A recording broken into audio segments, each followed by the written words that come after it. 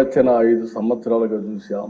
ఇదే కుర్చీలో అంత మునుపు 14 సంవత్సరాలు కూర్చున్నాం. అదే అపోజిషన్ కుర్చీలో కూర్చున్నాను. ఆ రోజులు ఇప్పుడు కూడా గుర్తొస్తాయి. ఒక్క రోజు కూడా అసెంబ్లీ సుజావుగా జరగడం గాని, బూతులు లేకుండా అసెంబ్లీ జరిపిన సంఘటనలు లేవు. సరే, అందరి మారిగా నాకు కూడా అవమానాలు జరిగాయి. అవన్నీ నేను ఇప్పుడు పోవడం లేదు. కానీ ఆ రోజు కూడా ఒక మాట చెప్పాను. ఇది గౌరవ సభ కాబట్టి ఈ సభలో నేను ఉండలేను. మళ్ళీ ప్రజాక్షేత్రంలో గెలిచి గౌరవ సభగా చేసిన తర్వాతనే ఆ సభలో అడుగు పెడతానని వచ్చాను.